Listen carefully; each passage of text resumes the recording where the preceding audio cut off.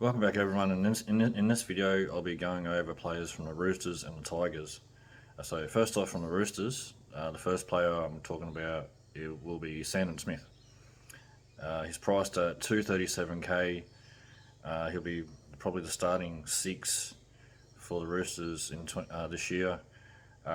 Likely probably going to be the goal kicker while Sam Walker's out with his ACL. Walker will probably be back in probably the back end of the season, most likely. So during that time, Sandon Smith would be the starting six. Most likely would probably say that Chad Townsend would be the seven. And then, Sandon Smith would probably be the goal kicker. I would say it'll be out of him and Townsend, probably out of the two. Potentially someone else who I'll mention a bit later. He's also available at halfback and hooker. He's really cheap, so you can have him at either one. Doesn't really matter too much, probably depending on how you want to structure your team. He's probably going to be in most people's teams, I would assume. The next player, Robert Toia. He's priced at 198k. He's basically bottom dollar cheapie. He hasn't played a game at NRL yet. He's been riddled with injuries over the last few years, and he's played only like a bunch of games in New South Wales Cup last year. Was killing it from all reports. Tackle busting for fun, pretty much. Just been riddled with injuries like multiple ACLs, and all those sorts of injuries over the past few years. He's been in the Roosters system for probably 4 or 5 years now, probably. Was actually a Redcliffe Dolphins junior before they picked him up. All reports are that he'd probably end up being one of the centres for the Roosters this year, along with Billy Smith, who's the next player. He's priced at 317k. He's also been very unlucky with injuries the last few years as well. The Roosters have shown a bit of faith in him by extending him for another couple of years. Pretty much Trent Robertson's reportedly said that him and Robert Toia most likely be the centre pairing, now that Suoliti and Joey Manu both gone to rugby. And the only other question mark would be if Union convert Mark Nawangan Nitawase. I think I got it right, probably butchered it. It's a question mark whether or not he'll end up being one of the centres. Some people believe he will be. But I've also heard him say on the Bloke podcast that he's basically played all his games of league as a winger. So it remains to be seen whether or not he actually starts as a centre, or whether he comes in to replace Young or Tupou if they get injured or something like that. He's actually at he's at 438k. So he's priced at like about a 44, 45. He did play one game on the wing last year, actually, where he scored a try and scored 64, which was actually pretty good, like especially in the air, jumping for the ball. So if he gets a go, then it could be a decent pick. There's question marks over how the Roosters are going to go, with obviously with Sam Walker and Brandon Smith doing the ACLs in the same game in the back end of, or in the, was it round 26? Pretty sure it was, in 2024. With both of them guys being out until probably could be anywhere from round 17 to 20, potentially, something like that.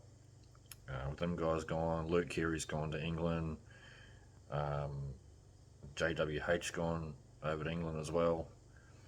A number of guys leaving from there, and also Terell May got let go only like a couple of months ago as well, and he's signed for the Tigers, who I'll talk about a bit in a little bit.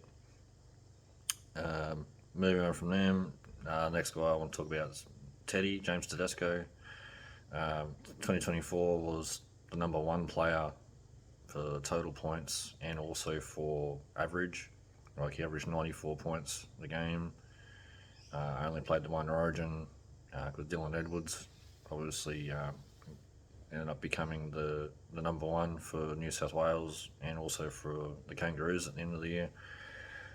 So basically moving forward, Teddy's not going to be playing Origin or for Australia, only probably unless Dylan Edwards ends up being out injured or something like that.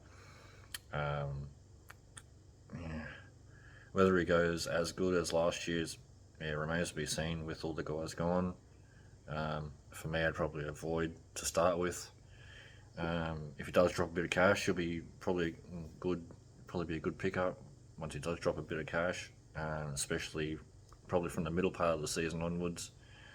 The Roosters have a pretty good run through the middle of the year, and then also Teddy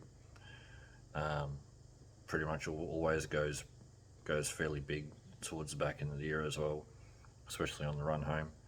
So yeah, I'd probably pick him in the second half of the year.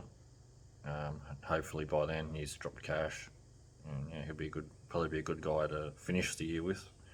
Probably not so much to start because he might not. Yeah, he probably might not score that well. He'll drop a bit of cash, and yeah, be good to pick up a bit later. Yeah, so the one other guy I want to mention, actually there's a few more, sorry. The next couple of guys I'd probably avoid, especially Spencer Leniu. Like he's priced at a 40 average. I think previously when he was at the Panthers the year before that, he was only, what was he, about 25 to 30 or something like that. He went up to averaging 40, just on 40 pretty much. He's priced only like 393k. Yeah, it's question marks whether or not he plays any more minutes than what he did last season. Same probably goes for Nafahu White, although the only upside probably with him is that he's dual, which probably makes him a bit more appealing. Averaged 37.5, price at 367k. The only question mark also with him is probably minutes. Like he probably potentially could start at lock for the Roosters to start the year, and then like because Connor Watson, who also is another player I'm going to mention, because Connor Watson will be starting at hooker and probably playing pretty much the whole game, probably a hooker, more than likely, while Brandon Smith's out. So yeah, whether the minutes that Nafahu White gets, he probably potentially gets more, while Brandon Smith's out and Connor Watson's playing 9. But otherwise, probably when all those guys come back, he probably only plays like 30 minutes off the bench or something like that. So he'll probably end up being an okay pickup early, like an okay guy to have in the team early in the season. But then later on, when those other guys come back, his minutes will probably drop off. And then like in the front row as well, along with Leniu, there's like Lindsay Collins, who'll probably get bigger minutes as well without JWH there. So that's basically everything for the Roosters. So moving on to the Tigers, the first player obviously going to mention will be Terell May. Was actually let go by the Roosters only like the last couple of months. So for whatever reason, apparently it was something along the lines of they just decided to go a different direction. They didn't say that he did anything actually wrong. They just said, "Oh, we think you've reached your potential, so we're going to go a different direction," and all that. But from what I've been hearing, like he was on the Buy Round podcast with James Graham, and he was saying he's been like training for a marathon in the off season, doing lots and lots of running. He's really fit, and with the way their pack's going to be, and there's every chance of playing that probably 60 minutes or so. Apparently, he's been told by Benji that he wants him to play big minutes. So um, that's enticing. So when he was at the Roosters though last year, it was his first full year in NRL. Pretty much where he played every game, started some, came off the bench, and others. There was like his minutes on average though was like 45, but that was only because there was like every second or third game he was either playing like 20 or 30 minutes, and then other games he was playing 55, 60, even played like one or two 80-minute games throughout the middle of the season as well. But when he played over 50 plus, like 50 plus minutes a game, he averaged 80, which is almost 20 points more than the 61 that he averaged for the season. So the 597k, is actually a really good price for him, because he could potentially be like an 800k sort of player. So he's probably going to be the most popular, along with probably Tino, when it comes to guys that people have in their front row to start the year. And then the rest of their forward pack, like they've got David Clemmer, he's kind of been on the outer, and they've got other middle forwards like Alex Twell. They're going to have, probably from reports, Jack Bird's going to be 13. It's another guy that I've got to mention. He's like priced at 379k. He's actually dual centre wing to RF.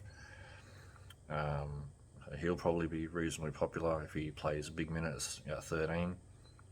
But whether they definitely end up having him at 13, or whether they have like Fanua Pole or someone else like that, yeah. But I think Bird's probably going to be reasonably popular, I'm thinking. Moving over from the Dragons, yeah, he'd probably be a good pick actually. But that's, yeah, depending on whether he plays big minutes at 13. Then also Royce Hunt actually is another one. Actually, it's going to be in the middle of the rotation as well. Like he only averaged 25.4 at the Sharks last season. He played basically 25 minutes on average, pretty much throughout the whole year. It's question marks whether or not he'll get more minutes. He probably could, probably depending on how they basically how Benji pretty much runs the rotation for the middle forwards, because with having May, Clemmer, Swole will be there, Pole will be amongst it, whether he's at 13 or whether he's in the prop rotation.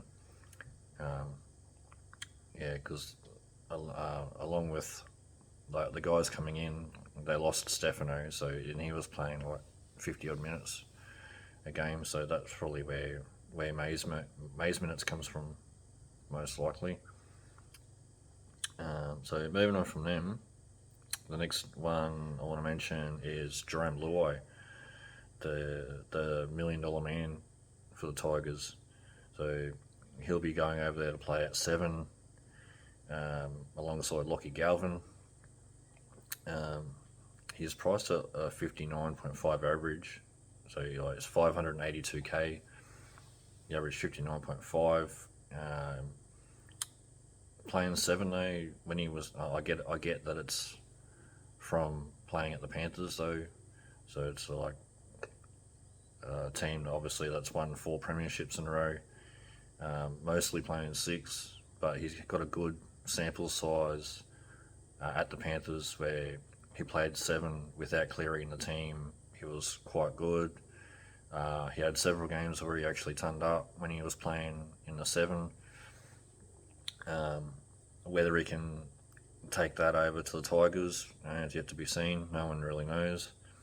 But he'll be probably a good mentor for guys like Lockie Galvin, who, like, he averaged 63.8 in his rookie year as well, where he played 21 games.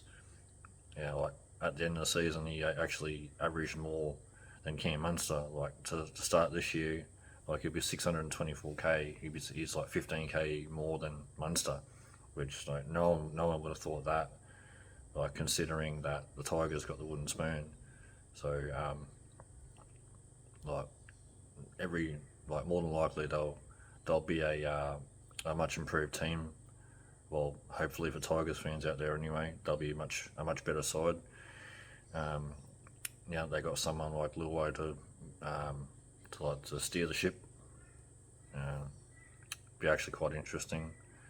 I think there'll probably be a lot of people that actually do take a chance on Luai. I don't know. He's a bit. I don't know. Probably not so much for me. If it does go well, then maybe. But it's probably a wait and see on Luai.